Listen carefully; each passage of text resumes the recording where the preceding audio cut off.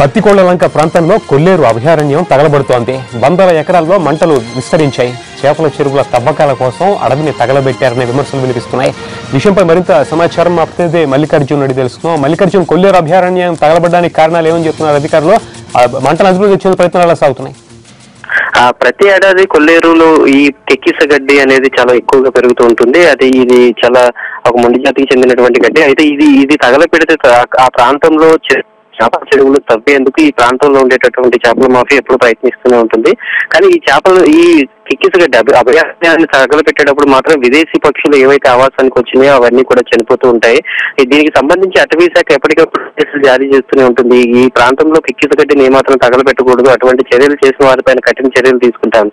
కానీ మాత్రం లెక్క చేయనటువంటి చేపల మాఫియా ఈ అభయారణ్యం లోపల దాదాపు లోపలికి వెళ్ళి ఒక 4-5 కిలోమీటర్ల లోపల ఉండేటటువంటి ప్రాంతాన్ని అంతటినీ కూడా వీళ్ళు తగలపెట్టి అప్పటికప్పుడు చేపల చెరువులు తవ్వేయడం, అది మళ్ళీ వచ్చేటటువంటి సీజన్ వరకు కూడా అక్కడ వ్యాపారం చేయడం అనేది ఎప్పుడు చేస్తూ ఉంటారు. దీన్ని అధికారులు కూడా చూడనట్టు ఉంటారు. కాకపోతే ఈ గత కొద్ది రోజులుగా ఈ అభయారణ్యాన్ని తగలపెట్టడం అనేది చాలా ఎక్కువగా ఉంది. ఈ రోజు కూడా పత్తికొండలంక ప్రాంతంలో సుమారు 500 ఎకరాల విస్తరణలో కూడా ఈ ప్రాంతం అంతా తగలబడుతుంది. ఉదయం నుంచి కూడా ఈ మంటలు ఎగిసిపడుతూనే ఉన్నాయి.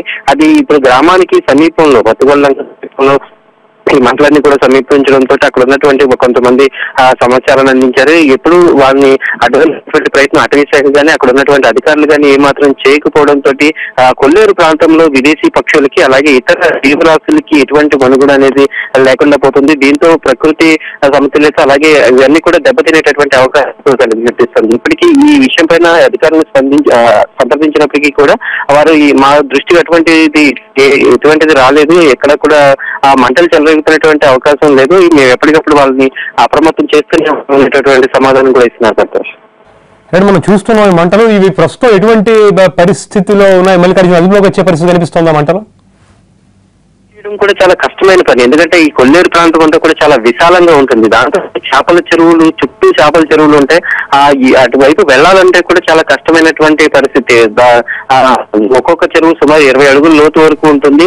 అటువైపు మంటలు చెలరేగుతున్నటువంటి సమయంలో గాలి తీవ్రత ఎక్కువ ఎటువైపు ఉంటే అటువైపు ఇవి చాలా వేగంగా విస్తరించి ఉంటాయి.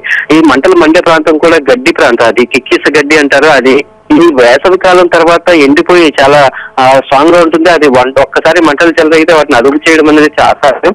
అది ఎంతవరకు ఉందో అంతవరకు కూడా పూర్తిగా అక్కడ మొత్తం అది బూడిద అయిపోయేటటువంటి పరిస్థితి. ఇదే సమయంలో విదేశీ నుంచి వచ్చేటటువంటి పక్షులు గుడ్లు పెట్టుకుని ఈ సీజన్ లో వాటిని అన్నింటినీ కూడా పొదిగేటటువంటి అవకాశం ఉంటుంది. కానీ ఈ గంటల దాటికి అవన్నీ కూడా చల్లా చెదరైపోవడం, అక్కడ ఉండేటటువంటి జీవరాశులు మొత్తం కూడా చనిపోవడం అనేది జరుగుతుంది. కానీ ఈ ప్రాంతంలో వాళ్ళు అవేమీ ఇప్పుడు లెక్క చేయనటువంటి పరిస్థితి.